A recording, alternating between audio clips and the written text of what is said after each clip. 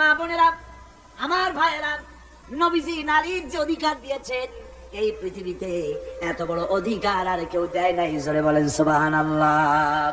আমার ভাইয়েরা শুনুন, কোন মানুষের যদি 3টা মেয়ে হয়, রাসূলুল্লাহ বলেছেন 3 মেয়ের পিতা যদি কেউ হয়, তাহলে ওই 3টা মেয়েকে যদি যত্ন করে, ভালোবাসে, মহব্বত করে, দিন শিখায়, আদব শিখায়, আর তাদেরকে যদি সৎপাত্রস্থ করতে পারে, কিয়ামতের দিন আমি মুহাম্মদ সাল্লাল্লাহু আলাইহি ওয়াসাল্লাম আর ওই 3 কন্যার পিতা বেহেশতে এক জায়গায় থাকবো।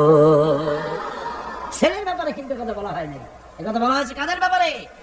মেয়েদের ব্যাপারে। মা বোনেরা, আমি বিশ্বাস করি আপনারা যদি জানতেন, পৃথিবীর মুসলিম মহিলারা যদি জানতেন ইসলাম তাকে কি অধিকার দিয়েছে, তাহলে সব রকমের নারী পক্ষ, নারী অধিকার আন্দোলন, এই হাবিজাবি আন্দোলনের বুকে লাঠি মেরে সব মেয়ে লোক রাস্তায় নেমে মিছিল করতে গভর্নমেন্টের বিরুদ্ধে, যে কোরআন আমাদের যে অধিকার দিয়েছে, রাসূল যে অধিকার দিয়েছে, সেই অধিকার ফিরিয়ে দাও।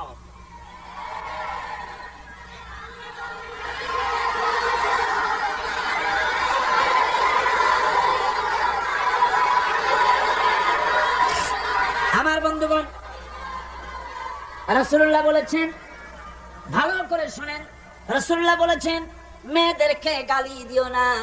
অনেক লোক আছে মেয়েদেরকে গালি দেয়, কন্যাকে গালি দেয়। হুজুর বলেছেন মেয়েদের গালি দিও না, কারণ আমি মুহাম্মদ সাল্লাল্লাহু আলাইহি ওয়াসাল্লাম মেয়েদের পিতা, আমি মেয়েদের পিতা। সুবহানাল্লাহ, সুবহানাল্লাহ। ভাইরা, হুজুরে বেঁচে ছিল কারা, ছেলেরা না মেয়েরা? কোন আপনারা কারা বেঁচে ছিল? সব ছেলেরা মারা গেছিলেন, ঠিক না?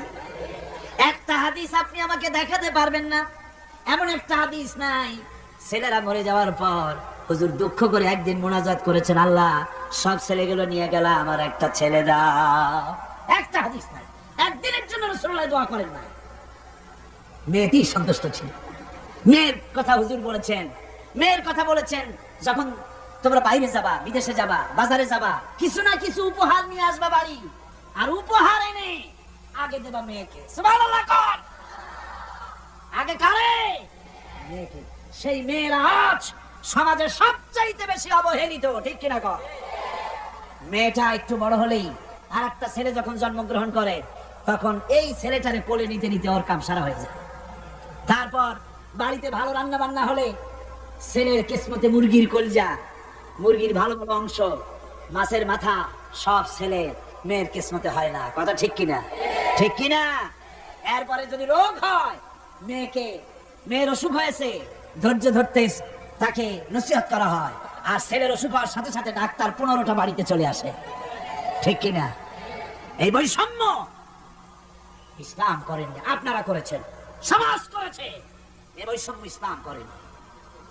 আমার বন্ধুগণ, মেয়েদের মর্যাদা কত বেশি, আল্লাহ রাসূল কত মর্যাদা দিয়েছেন নারীকে, মেয়েদেরকে কত মর্যাদা দিলেন। এই মেয়ে, তার কিসমতে বাড়িতে এই অবস্থা হলো। তারপরে যখন বড় হলো, বিবাহ দেওয়ার সময় বাপে করল কি? বাপ বিবাহের সময় মেয়েকে একটা পালঙ্ক দিল, সোফা সেট দিল, কাপড় চোপড় দিল, সোনা দানা দিল, বাস বাসানির মতো একটা আসসালামু আলাইকুম দিয়ে দিল, যাও। জমির ভাগ দিল না, বাড়ির ভাগ দিল না, ব্যবসার ভাগ দিল না, জমি বাড়ি টাকা পয়সা সবকিছু ছেলেদের নামে লিখে দিল। মেয়েটাকে জন্মের মতো ব্যবসার টাকা দিয়া, বাড়ি দিয়া বঞ্চিত করে দিল, ঠিক কিনা? ঠিক কিনা?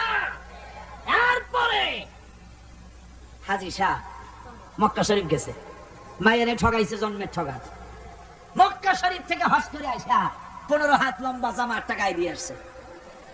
এরপরে মক্কা শরীফের জায়নামাজের উপরে সেজদা দিয়া মুনাজাত করে কয়, আল্লাহ আমি যেন দোজখে না যাই, আমারে বেহেশত দিও। ফেরেশতারা কয়, পাজি তুই মর আগে জন্মের বেহেশত করে খাওয়াই। মেয়েরে ঠকাইছিস, বোনের ঠকাইছিস, ফুফুকে ঠকাইছিস, বেহেশত তো সোজা তোর মামু বাড়ি। মেয়েকে ঠকানো যাবে না। ছেলের যে অধিকার আছে, মেয়েরও সেই অধিকার আছে। এই অধিকারের কথা কোরআনে বলা আছে, নাই? চিল্লায় বলেন নাই? আছে। মেয়ের অধিকার আদায় করেন, আপনার ধানি জমি থেকে তার অংশ দিবেন, আপনার বাড়ির জমিন থেকে অংশ দিবেন, আপনার ব্যবসার টাকার অংশ দিবেন। ছেলেও আপনার, মেয়েও আপনার। আপনার নামাজ, রোজা, হজ, যাকাত মেয়েকে ঠকান। ইসলাম নারীকে অধিকার দিয়েছে। এই মেয়ে কদিন পরে আর একজনের বউ হয়ে গেল। বিবাহের সময় দেখেন অধিকার কার বেশি? সুবহানাল্লাহ কর। আমি বলি সারা পৃথিবী সমস্ত মানুষ যদি তাদের কলিজাটা ছিঁড়া রাসূলুল্লাহর পায়ের উপরে দিয়ে দিত, রাসূলুল্লাহ ঋণ শোধ হতো না। এ পৃথিবীর মানুষের অধিকার তিনি দিচ্ছেন। নারীর কোনো সম্মান নাই। যেই যুগে মেয়ে হয়েছে শোনা মাত্র গলাটা টিপে মেরে ফেলাই দিত। আল্লাহ কোরআন শরীফে বলছেন, বিআইয়ি যামবিন কুতিলাত, কোন অপরাধে মেয়েগুলির মেরে ফেলতেছ? অপরাধটা করছি, এই মেয়ে মেরে ফেলতেছে। ওই যে হাদিস শরীফে একটা লোক গিয়ে কাঁদতেছিল মুসলমান হওয়ার পরও। হুজুর কয় কান্দো কেন? ওই যে আমার গুনাহ কি মাফ হয়েছে? হুজুর বলেন হ্যাঁ মাফ হয়ে গেছে, কলেমা পড়ছে মাফ হয়ে গেছে। কয় যে হুজুর আমি তো মারাত্মক গুনাহ করছি। বলে কি? বলে আমার একটা মেয়ে, সেই মেয়েটাকে নিয়ে আমি, ঘটনা লম্বা, আমি সংক্ষেপে বলতেছি, মেয়েটাকে ফাঁকি দিয়া তারে আমি মারবো, বুঝতে দেই নাই আমার বউরে। বললাম চলো বেড়াইতে যাই। মেয়েটা আমার সাথে সাজাই দিয়েছে, তার মা বেড়াতে নিয়ে যাবো এইটা কথা মনে করে। মেয়েটা কদ্দূর যায়, আবার আব্বা আব্বা বলে আমার দিকে ফিরে আসে, আবার পিছনে থাকে, আবার আব্বা আব্বা বলে জড়াই ধরে। এইভাবে করতে করতে যখন নির্জন এলাকায় গেলাম, আমি পাহাড়ের পাশে গর্ত খোঁড়া আরম্ভ করলাম। গর্ত খুঁজি আর মাটি ছিটে এসে আমার দাড়িতে লাগে। বাচ্চা মেয়েটা আমার কাছে এসে দাড়ি দিয়ে ধুল ছড়ায় দেয়। আব্বা তোমার দাড়িতে ধুল লাগতেছে, তুমি এই কষ্ট করতেছো কেন? মেয়ে তো বোঝে না যে আমি তার জন্য কবর খুঁজতেছি।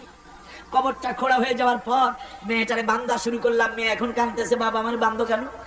আমি তারে বাঁধা জোরে ওর মধ্যে নিক্ষেপ করে দিলাম। মেয়েটা গর্তের মধ্যে বসে চিৎকার করে বলছে, আব্বা তুমি আমারে বাঁচতে দাও, আমি তোমারে বাপ বলে সমাজে হেয় করবো না, আমি ভিক্ষা করে খাবো, আমার বাইরো না। লোকটি বলছি ইয়া রাসূলুল্লাহ, আমার মনে দরদ আসলো না।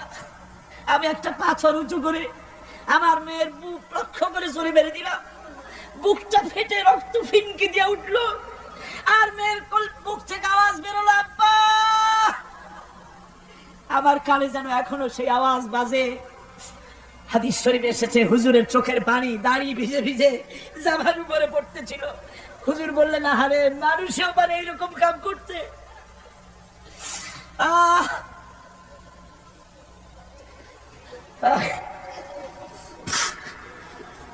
পৃথিবীতে নারীর যখন কোনো সম্মান ছিল না, মর্যাদা ছিল না, সেই সময় আমার রাসূল, আমার বিশ্বনবী নারীদেরকে সম্মানের হাত ধরে গর্তের ভিতর থেকে উঠাইয়া রানীর সিংহাসনে বসায় দিলেন। সুবহানাল্লাহ, মায়ের মর্যাদা দিয়ে দিলেন। সুবহানাল্লাহ, নারীরা আমাদের মায়ের জাত। নারীরা আমার কি এর জাত? মায়ের জাত। আমার মা বোনেরা, তোমাদের সম্মান কত তোমরা জানো না। আমরা পুরুষ, আমাদের পায়ের তলে জুতা, আর তোমরা আমাদের মায়ের জাত। তোমরা নারী, তোমাদের পায়ের তলে আল্লাহর জান্নাত, আল্লাহর ব্যস্ততা তোমাদের পায়ের তলে। এই সম্মান আল্লাহ তোমাদের দিয়েছে, নবী দিয়েছেন। সুবহানাল্লাহ কর। ভাইরা আমার, অধিকার ইসলাম দিয়েছে। বিবাহ যখন হয়, এই বিবাহের সময় এজেন্ট আনতে হয়। আর বিবাহ হচ্ছে বিবাহ বৈঠক। এজেন্ট আনার জন্য ওই যে কি জানি কয় ম্যারেজ রেজিস্ট্রার বা মৌলবি সাহেব, কার অনুমতি আগে নেয়? বলেন কার অনুমতি? তাহলে অধিকার ইসলাম পুরুষে দিল না মেয়ে লোকের দিল? আগে মেয়ে লোকের কাছে যাও, মেয়েটাকে জিজ্ঞেস করো সেই বিবাহে রাজি আছে কিনা। সুবহানাল্লাহ পড়ে, এই বিবাহে রাজি আছে কিনা জিজ্ঞেস করো, তার অধিকারই বেশি। এরপরে এই বিবাহে করার ব্যাপারে কত বৈষম্য। আজ বিবাহ করতে গেলে যৌতুকের প্রথা এসেছে। রাসূলুল্লাহ যৌতুক দিয়েছিলেন, ওটা যৌতুক না, ওটা উপহার, ওটা হাদিয়া। রাসূলুল্লাহ তোহফা দিয়েছিলেন হুজুরের জামাই। সুবহানাল্লাহ, কি জামাই! এক জামাই তো জিন্নুর আইন, যাকে ফেরেশতারা পর্যন্ত লজ্জা করতো যারে দেখে, হযরত উসমান রাদিয়াল্লাহু তাআলা আনহু। আরেকজন হযরত আলী কাররামাল্লাহু ওয়াজহাহু। হযরত আলী, যার সম্পর্কে রাসূল পাক সাল্লাল্লাহু আলাইহি ওয়াসাল্লাম যাকে কত সম্মান দিয়েছেন, কত মর্যাদা দিয়েছেন, এই হলো হযরত আলী হুজুরের জামাই। আনা মাদিনাতুল ইলম ওয়া আলিয়ুম বাবুহা, আমি হলাম জ্ঞানের রাজ্য, আর আলী হলো সেই রাজ্যে প্রবেশের দরজা। সুবহানাল্লাহ। ভাইরা, এই হলো জামাই। আর মেয়ে, খাতুনে জান্নাত বিনতে রাসূল, বেহেশতের সমস্ত রমণীদের সরদারিনী মা ফাতিমাতুজ জাহরা রাদিয়াল্লাহু তাআলা আনহা কি উপহার দিলেন বিয়েতে রাসূল। এই মেয়ে আর এই জামাই উপহার হলো খেজুরের ছোবড়ার একটা তোষক, পানি উঠাবার জন্য একটা মশক, আর আটা পেশা একটা জাতা। এই হলো নবীর মেয়ে আর জামাইয়ের জন্য উপহার। আজ সমাজের ভেতরে যৌতুক সৃষ্টি হয়েছে। এই যৌতুক নিতেছে মুসলমানেরা, কন্যা পক্ষের কাছ থেকে দাবি করে যৌতুক আদায় করা হচ্ছে। ঠিক কিনা কর? যৌতুক দিতে হবে, যৌতুক দিতে হবে। কি দিবা? পাজেরো জিপ লেটেস্ট মডেল, 10 লক্ষ টাকার ক্যাশ, গুলশানে অফিস, মঙ্গল গ্রহে বাড়ি। মানে মেয়ে জন্ম দিয়া বাপ এমন বিপদে পড়েছে যেন তওবা করা দরকার, আল্লাহ আমারে মাইয়া দিও না। ঠিক কিনা কর? সমাজের অভিশাপ, হারাম। আপনি মেয়ে বিয়ে দেওয়ার সময়, ছেলে বিয়ে দেওয়ার সময় কন্যা পক্ষের কাছ থেকে ডিমান্ড করতে পারবেন না। যদি বর কন্যা পক্ষ ইচ্ছে করে কিছু দেয়, দেওয়া সুন্নত, নেওয়া সুন্নত, কিন্তু দাবি করতে পারবেন না। দাবি করে যদি নেন, শুকরের মাংস খাওয়া কি? বলেন না কি? কুত্তার পায়খানা খাওয়া কি? আর যারা জবাব দিলেন না তাদের জন্য কি মোবা? কুত্তার পায়খানা খাওয়া কি? সুতরাং মেয়ে বিয়ে, ছেলে বিয়ে দেওয়ার সময় কন্যা পক্ষের কাছ থেকে যৌতুক আদায়ের নামে দাবি করে কোনো কিছু শুয়ারের মাংসের মতো, কুত্তার পায়খানার মতো সব জিনিস আপনারা কি দাবি করে আদায় করবেন? আমি আজকে দেখতে চাই যে সব পিতারা মাহফিলে এসেছেন, ছেলের বিয়ে আজও দেন নাই, সেই সব পিতারা কোরআনের মাহফিলে হাত তুলে শপথ করেন কুত্তার পায়খানা খাবেন না, শুয়ারের মাংস খাবেন না। হাত উঁচু করে। ওই ছেলেরা, তুমি বাপ হইছো কবে? হাত নামাও। ছেলেরা না, শুধু পিতারা, ছেলের বাপেরা হাত উঁচু করে, আমি দেখবো। তা হোক, ছেলের বাপেরা হাত উঁচু করে, আমি দেখবো। আলহামদুলিল্লাহ, হাত নামান, কান আলহামদুলিল্লাহ, আরো জোরে কান আলহামদুলিল্লাহ। এবার তোমরা যারা হাত উঠাতে গিয়ে বেকুব হইছো, এইবার তোমরা জওয়ানেরা, তরুণেরা, ছাত্ররা, যুবকেরা, তোমরাও তো বিবাহ করবা। যারা বিবাহ করো নাই, বিয়ে করার সময় তোমার এই চিন্তা করা দরকার, টেলিভিশন, গাড়ি, ক্যাশ, সবকিছুর চাইতে বেশি মূল্যবান তোমার স্ত্রী। ঠিক কিনা? ঠিক কিনা?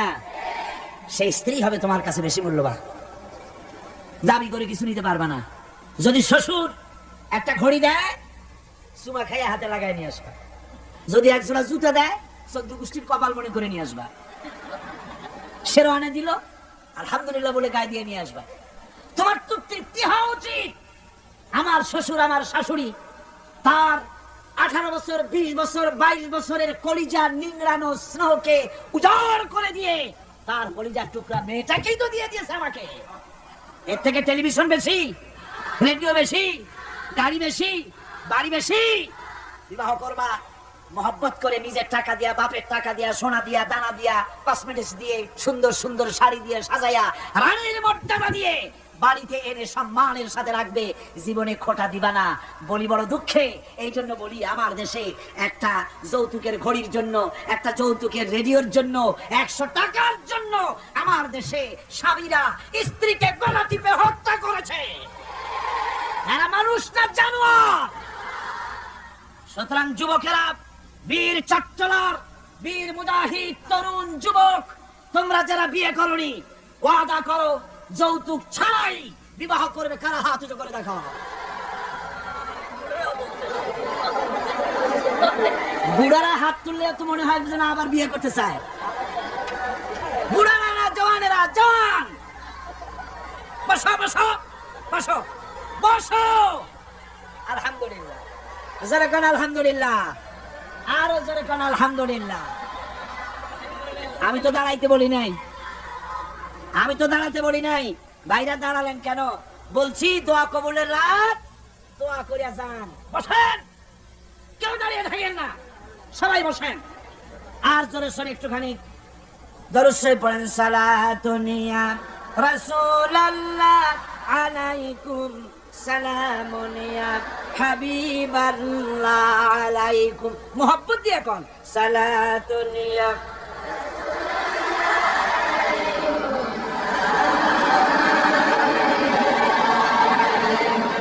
সালাতুনিয়া রাসূলুল্লাহ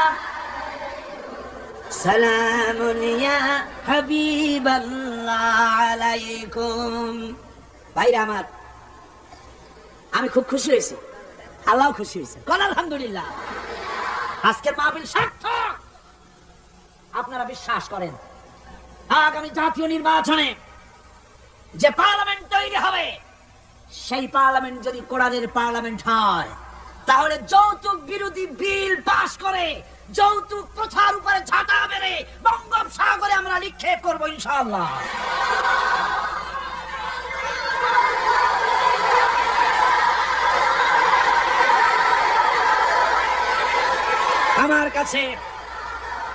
আমাদের কাছে অনেক সময়, থামুন, আমাদের কাছে অনেক সময় রিকশাওয়ালা, ঠেলাওয়ালা, কুলি, মজুর এসে দোয়া চায়, হুজুর একটু দোয়া করেন। কি দোয়া? 4-5টা মেয়ে বিয়ে দিতে পারি না। কেন? আমার কাছে ঘড়ি চাই, টেলিভিশন চাই। দুঃখে লজ্জায় অস্থির হয়ে যায়। আহারে, লোকটা ঠেলা গাড়ি চালায়, রিক্সা চালায়, ওর কাছে চাই টেলিভিশন আর ঘড়ি। ওটা কি মানুষ? কুত্তার চাইতেও নিকৃষ্ট।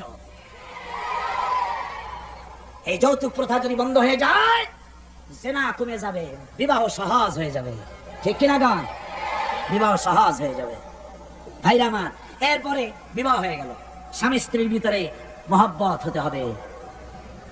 একটা জিনিস মাঝখানে আমি বলে নেই, সেটা হলো এই শাশুড়ি আর পুত্রবধূর ঝগড়া সাপে নেউলে অবস্থা, একটা চিরন্তন অবস্থা। অবশ্য এগুলি চিট্টগঙ্গে নাই, আছে। শাশুড়ি মনে করে ছেলে যখন বিয়ে করলো, হায় রে হায়, এত কষ্ট করে ছেলেটারে মানুষ করলাম, পুরা ছেলেটারে দখল করে ফেলবো। আমি শাশুড়িরা যারা আসছেন আজকের মাহফিলে, শাশুড়িদের উদ্দেশ্যে বলি, নিজের মেয়ের হাজারো অপরাধ সহ্য হয়, পুত্রবধূর এক চুল পরিমাণ অপরাধ আপনার সহ্য হয় না। এটা ঠিক নয়।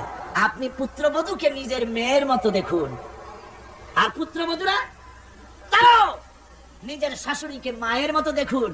আর মনে মনে ভাবুন, চিরকাল আপনি পুত্রবধূ থাকবেন না, আপনিও শাশুড়ি হবেন। আপনার শাশুড়িকে যদি মায়ের মতো যত্ন আপনি করেন, তাহলে আপনার পুত্রবধূর কাছ থেকে আপনিও মায়ের যত্ন পাবেন।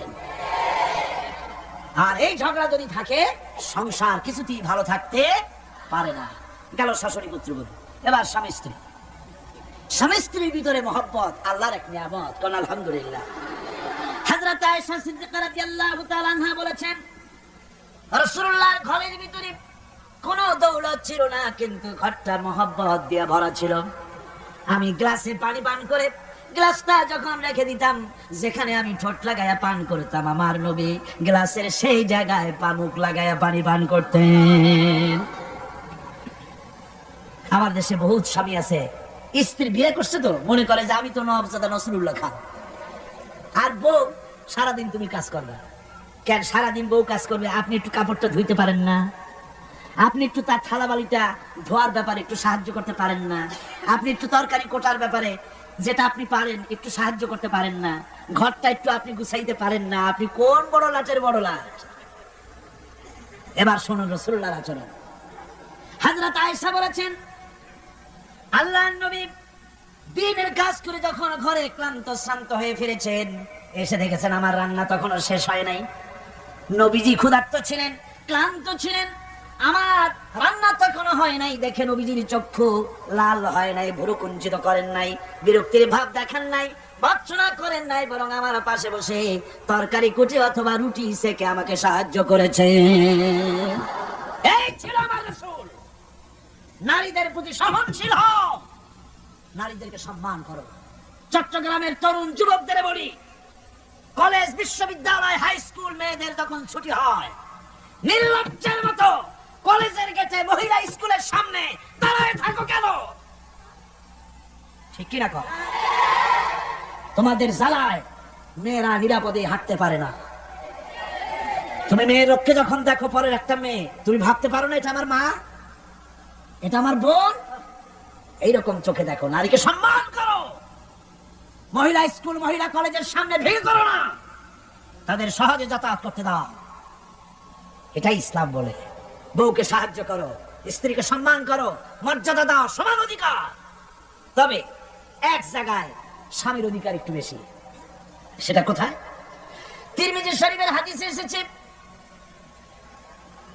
একবার আল্লাহর নবী এক পাহাড়ি এলাকা থেকে যাচ্ছিলেন, জঙ্গলের এক উট এসে নবীজির পায়ের উপরে সেজদায় পড়ে গেল, পায়ের উপরে চুমো খেলো। সাহাবায়ে কেরাম বললেন, ইয়া রাসূলুল্লাহি, পাহাড়ের উট হুজুরের পায়ে সেজদা দিয়া ধন্য হয়ে গেল। হুজুর যদি অনুমতি দিতেন আমরাও হুজুরের কদমে সেজদা দিয়া ধন্য হয়ে যেতাম। নবীজি বলেন, মানুষ মানুষকে সেজদা করা হারাম। আমি যদি মানুষ মানুষকে সেজদা করার জন্য যদি পারমিশন দিতাম, তাহলে দুনিয়ার সমস্ত স্ত্রীদেরকে বলতাম তারা যেন তার স্বামীর সেজদা দেয়। স্বামীর মর্যাদা এখানে বেশি। রাসূলুল্লাহ আরো বলেছেন, কোন স্ত্রীর মউত হয় যদি এমন অবস্থায় যে তার স্বামী তার প্রতি খুশি ছিলেন, আল্লাহ রাসূল বলেছেন মেয়ে লোকটি সোজা আল্লাহর জান্নাতে চলে যাবে। স্বামীর মর্যাদা এখানে বেশি। স্বামীকে লক্ষ্য রাখতে হবে, উভয়ের অধিকারের প্রতি যত্নশীল হতে হবে। এরপরে যখন সে মা হয়ে গেল, আমার বন্ধুগণ, নারী যখন মা হয়ে গেল, মর্যাদা তখন তার এত বেড়ে গেল। রাসূলের কাছে প্রশ্ন হলো, হুজুর খেদমত করব কার? হুজুর বলেন, তোমার মায়ের, তারপরে কার? তোমার মায়ের, তারপরে কার? তোমার মায়ের, তারপরে কার? তোমার পিতার। মা পিতার চাইতে মায়ের মর্যাদা কয় গুণ হলো? 3 গুণ হয়ে গেল। রাসূলুল্লাহ 3 গুণ বাড়ায় দিলেন। সুতরাং আমি বলি আপনাদেরকে, মা আপনার বড় পীর, বাপ আপনার বড় পীর, কোনোদিন ভুলে যাবেন না। কথাটা বারবার বলি আমি, যত জায়গায় মাহফিলে যাই, আমি ওলামারা সবাই বলেন, আমিও বলি, সব জায়গায় মানুষকে স্মরণ করায় দেই, আপনার কাছে আপনার মা বাপের চাইতে বড় পীর আর নাই। কারণ পীর সাহেবের দোয়া যতই আপনি ওলিয়ে কামেল বলেন, যতই হুজুর কেবলা বলেন, তার দোয়া কবুল আপনার জন্য হতেও পারে, নাও হতে পারে, 50-50। কথা ঠিক কিনা কন? কিন্তু রাসূলুল্লাহ গ্যারান্টি দিয়েছেন 3 জনের দোয়া অবশ্যই কবুল হয়ে যাবে। তার ভিতরে একজন হলো মাজলুম, যদি দোয়া করে কবুল হবে। একজন হলো মুসাফির, দোয়া কবুল হবে। আর একজন হলো মা বাপ, যদি দোয়া করে আল্লাহর দরবারে, আল্লাহ রাব্বুল আলামিন অবশ্যই দোয়া মঞ্জুর করে নেবেন। মা বাপের কাছে দোয়া চাও। ভাইরা, মনে কিছু করবেন না, আপনি আপনার হুজুর কেবলারে দাওয়াত করিয়া বিরিয়ানি খাওয়াবেন, খুশি করতে পারবেন না, যেহেতু এর আগে উনি আরেক জায়গা দিয়া 4-5 পদের বিরিয়ানি খাইয়ে আসছে। আপনি হুজুরে 5,000 টাকা দিয়ে খুশি করতে পারবেন না, যেহেতু হুজুর আরেক বড় লোকের কাছ থেকে 50,000 টাকা হাদিয়া পাইছে। আপনি একটা শাল দিয়ে হুজুরকে খুশি করতে পারবেন না, যেহেতু অনেক দামি শাল হুজুরকে আরেকজনে হাদিয়া দিয়েছে। ঠিক কিনা? কিন্তু আপনি যদি আপনার মা কি এই বেদানার দিনে বাজারে বাজারে পথে ঘাটে বেদানা পাওয়া যায়, আঙ্গুর পাওয়া যায়, ভালো ভালো ফল পাওয়া যায়, এগুলো কিনে নিয়ে মায়ের কাছে বসে বেদানা খুলে, মা কথা বলতে পারে না, বুড়ি হয়ে গেছে, মায়ের কাছে বসে মায়ের মুখে যদি তুলে দেন, আল্লাহর আরশ খুশি হয়ে যাবে, দোয়া মঞ্জুর হয়ে যাবে। হযরত বাইজিদ বুস্তামি ওই ঘটনা কে না জানে, রাতে রাতে পানির জন্য চাইলেন, ছেলে পানি পাইল না। ছোট্ট মানুষ পানি আনতে কোথায় চলে গেল, এসে দেখে মা ঘুমানো, পানি নিয়ে দাঁড়ানো। রাত চলে গেছে, ফজরের পর দেখে ছেলে কাঁপে, হাতে পানি। বাবা তুমি কাঁপো কেন? গ্লাস নিয়ে বলল, মা গভীর রাত্রে পানি চেয়েছিলেন, দিতে পারি নাই, বহু দূর থেকে পানি এনে দেখি ঘুমায় গেছো। তা তুমি ঘুমাও নাই কেন? ঘুমাইলাম না মা, আবার যদি পানি চান সময় মতো যদি দিতে না পারি আপনার কষ্ট হবে, সেই জন্য পানি নিয়ে আমি দাঁড়ায় আছি। বাইজিদের মা বাইজিদের হাতের থেকে পানি নিয়ে পান করে, কম্বলটা গায়ে দিয়া বাচ্চারে শোয়ায় দিয়া ওযু করে ফজরের নামাজ পড়ে সেজদায় গিয়া মায়ের চোখের থেকে পানি পড়ছে। মা বলে, রব্বুল আলামিন, আমি বাইজিদের মা, আমি যতই গুনাহগার হই না কেন, মায়ের দোয়া বাচ্চার জন্য কবুল হয় বলে তোমার হাবিব বলেছেন। আমার ছোট্ট বাইজিদ আমার জন্য যা করেছে, আমার কলিজা ঠান্ডা হয়ে গেছে। রব্বুল আলামিন, তুমি আমার বাইজিদকে সুলতানুল আরিফিন বানাইয়া দাও। দোয়া মঞ্জুর। সুবহানাল্লাহ। ভাইয়া খবরদার ভুল করবেন না। আপনার সবচাইতে বড় পীর আপনার বাবা। সবচাইতে বড় পীর কে? আমি এবার আমার বোনেদের ব্যাপারে শেষ কথা বলবো। ইসলাম আপনাকে অধিকার দিয়েছে লেখাপড়া করার, প্রশাসনিক দায়িত্বশীল হওয়ার অধিকার আছে, আর্মিতে যাওয়ার অধিকার আছে, সব অধিকার আছে পুরুষের। যত অধিকার ইসলামী রাষ্ট্রে আপনার তত অধিকার, কোনোটা খাটো নাই। তবে ক্ষেত্র ভিন্ন, পর্দার সাথে থাকতে হবে। রাসূলুল্লাহ আল্লাহ পাক বলেছেন এমন একটা চাদর পরো যেই চাদরটা পরলে মাথাটা গলাটা বুকটা ঢেকে যায়, এমন চাদর পরো।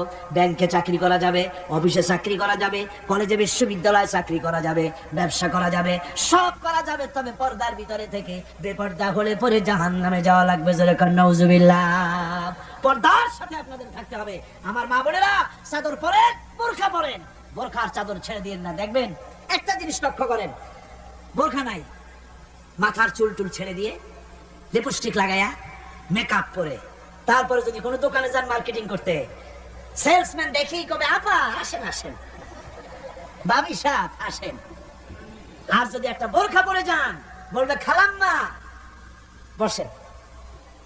একটা অজানা একটা পুরুষ আপনার আপা কইলো, ভাবি কইলো, এতে মজা না? আপনাকে খালাম্মা বলে সম্মান করলো, সম্মান কোনটায়? সুতরাং বোরখা পরেন, চাদর পরেন। ইসলাম আপনাকে যে বোরখা পড়তে বলেছে, চাদর পড়তে বলেছে, আপনার সম্মানের জন্য, আপনার মর্যাদার জন্য। মা বোনদের ব্যাপারে সর্বশেষ কথা, অনেকের বাড়িতে চাকর চাকরানি থাকে, কাজের মেয়েরা থাকে, কাজের ছেলেরা থাকে, থাকে না? থাকে না?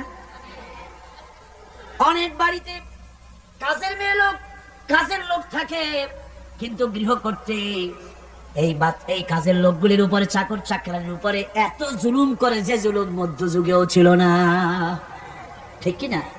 কোথায় কোথায় মারধর করে, নিজেরা যা খায় তার থেকে নিম্নমানের খাবার দেয়, ভালো শোবার পায় না, ভালো খাবার পায় না, আর মার তো আছে।